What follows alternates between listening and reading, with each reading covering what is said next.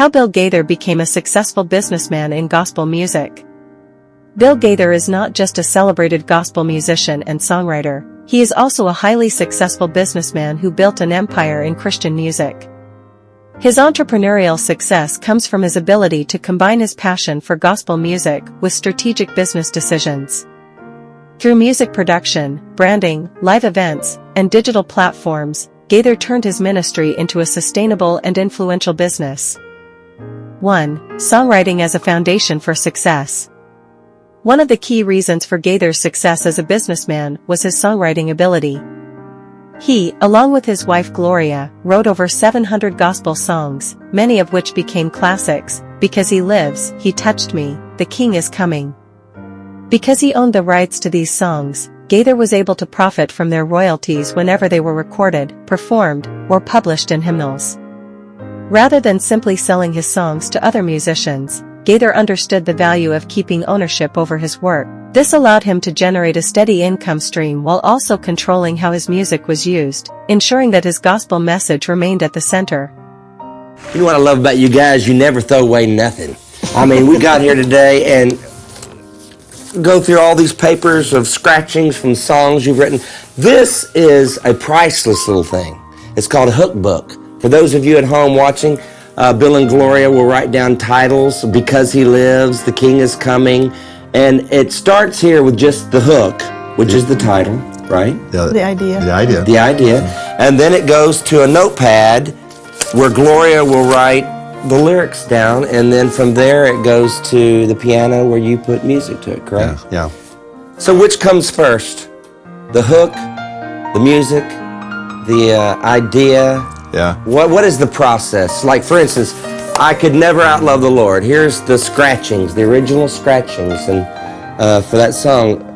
Different times in loving and giving brought pain. Right. Right there it is. And I said that I would never let it happen again. I promised. And she scratched out something here and wrote, promise I would never let it happen again. But I found that loving was is well worth, she had was, and she put is well worth the risk. And that even in losing, you win. Okay. Let me explain this.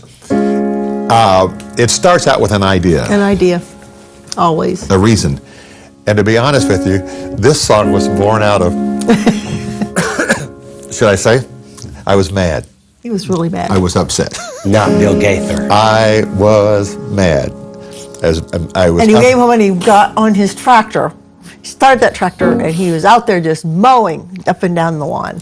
I want to go back and forth. When I get upset, the best therapy in the world is to get out on the tractor and just mow, because at least you can see you're getting something done. I'm a little bit, so I was out there mowing. I was so angry at this person, and I said, "Boy, if I am going to get even with him, I'm gonna let him have it." And it was like a spiritual bolt from the sky. That the Lord, He didn't talk to me in an audible voice, but He said, you know what you're going to do? You're going to keep doing what you're doing. You're going to keep on loving. You're going to keep on giving. You're going to keep getting hurt, because that's the only way to do it. 2. Building the Gaither music brand. Gaither recognized early on that gospel music was not just about performances, it could be a brand. Instead of relying on record labels to control his music, he co-founded Gaither Music Company, which became one of the most successful independent Christian music labels. Key business strategies: owning his own record label. Instead of signing with a big record company, Gaither created his own music label, giving him full control over his music, production, and distribution. Producing his own albums, rather than depending on external producers, Gaither produced albums in-house, keeping costs lower and profits higher. Expanding beyond just his music, Gaither Music Company signed and supported other gospel artists, making it a major player in the Christian music industry. By building his own company, Gaither ensured that he could operate independently and grow his brand without restrictions from major record labels. Just look good, okay? Okay. You got a lot between us with Bev at 102 and add all of our ages in. We're probably over 300 or 400 here, aren't we? We didn't want to go there. We represent quite a bit. I'm 75 and Joe, you're... Is that all you are, 75? You're a child. You're just a mere babe. 3. The Gaither Homecoming Series, a game changer. One of Gaither's most brilliant business moves was launching the Gaither Homecoming video series in the 1990s. These were live recordings of gospel legends singing together in a warm, family-like setting. These recordings became some of the best-selling gospel music DVDs and CDs in history. Why was Homecoming so successful? Tapping into nostalgia, by featuring gospel music legends, he attracted older Christian audiences who longed for traditional gospel sounds. Creating a unique event, the Homecoming series was more than a concert, it was a reunion of faith-based musicians, making it feel personal and special. Expanding revenue streams, Homecoming products were sold as DVDs, CDs, and later streamed online, bringing in revenue from multiple sources. The Gaither Homecoming series became a multi-million-dollar success and solidified Gaither's reputation as a top businessman in gospel music. 4. Expanding into live events and tours. Another major part of Gaither's business success came from touring. He and the Gaither vocal band performed all over the world, filling large venues with audiences eager to experience gospel music live. Business strategies for touring success, booking large arenas and churches. Instead of limiting concerts to small churches, Gaither brought gospel music to large venues, increasing ticket sales. Merchandising at events. At every concert, fans could purchase CDs, DVDs, books, and other Gaither products, generating additional income. Strategic marketing. Gaither knew his audience well and marketed directly to Christian radio stations, churches, and bookstores, ensuring sold-out shows. By making concerts an experience rather than just a performance, Gaither turned live events into a massive business opportunity.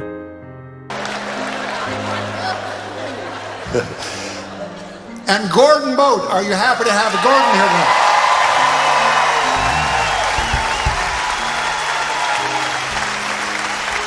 Chris, come over here. Gordon does all of our dates and normally sings, but I said tonight we're down in convention country, gospel music convention country, where they are used to good old time gospel convention playing, right? We're in Texas. And put this on his CD as a piano duet. And basically what you went in and played 2 times, right? You played. I did, but this guy right here, son, he's powerful. He's awesome, and he's gonna help me. We're gonna try and do a little convention music for Texas here. Hey.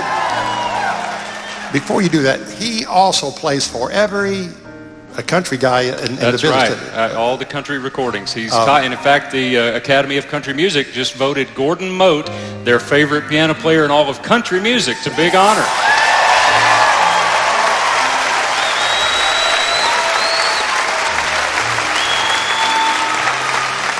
And he also played at the Opry, and one of his favorite characters was Porter Wagner. And Porter just passed away a year or so ago, but was a dear, dear friend. And he does the best Porter Wagner imitation of anybody. And Porter was very proud of this. Porter said, he keeps me very popular down on Music Road. Tell the story about the first time you were at the Opry with Porter. First time I ever played with Porter on the Grand Ole Opry was at the old Ryman Auditorium, the Mother Church of Country Music. And some of you have been there. Wonderful place to play and hear a concert. My wife and my mom and several of our family members wanted to come see the show from the audience. They knew they could get backstage, but they wanted to be in the audience. So I called Porter the morning of the show, and I say, Porter, I called the ticket office, and the tickets are all sold out. Is there any way you could help me? And he said, you mean the tickets is all sold out? I said, yeah, that's what the lady told me. I said, I just thought maybe you might could help me. And he said, give me 30 minutes. I'll call you back. And about 30 minutes later, my phone rang, and he said, I got you 4 tickets. That's what you needed? I said, yeah, man, that's awesome. I said, how in the world did you get 4 tickets? He said, well, I just called him up and said, hello. It's Porter Wagner, and I need 4 tickets for the first show tonight.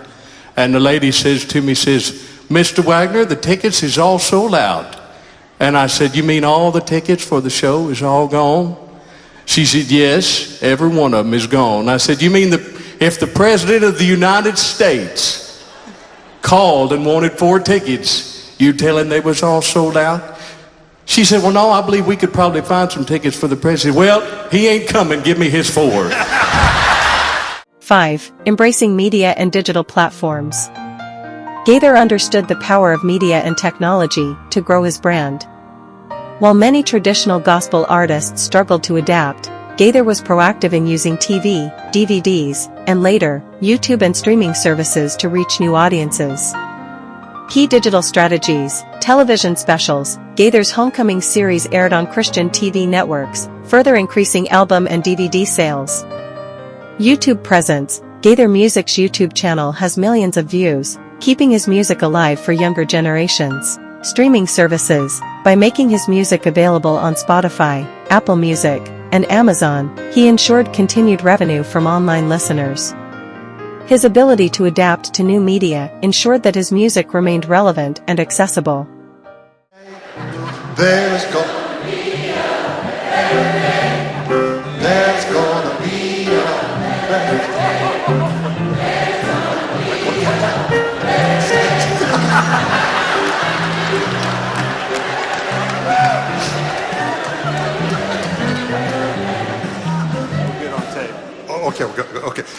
Okay, come on, guys. Is Larry back from the bathroom yet? I just wondered if We were really concerned when we made all these changes. We didn't want to lose this little guy here.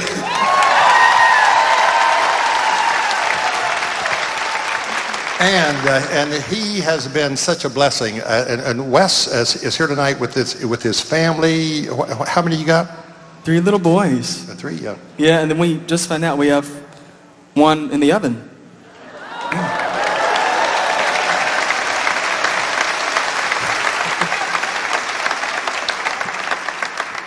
Oh, Wesley.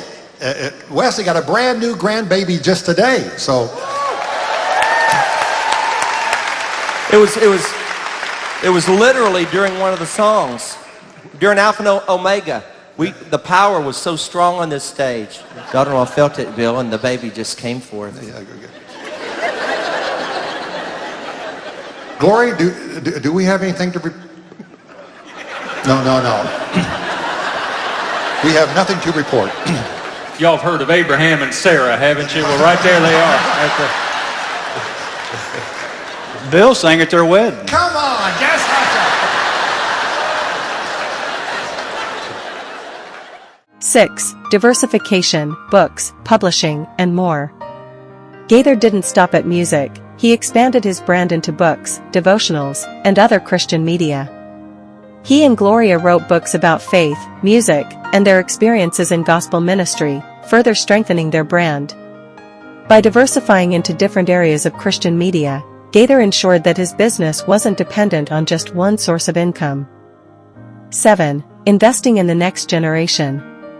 One of Gaither's most enduring business moves was investing in up-and-coming gospel artists. Through his record label and homecoming concerts, he introduced new talent like David Phelps and Guy Penrod to the world. This ensured that gospel music continued to thrive and that Gaither's legacy would live on through the artists he mentored.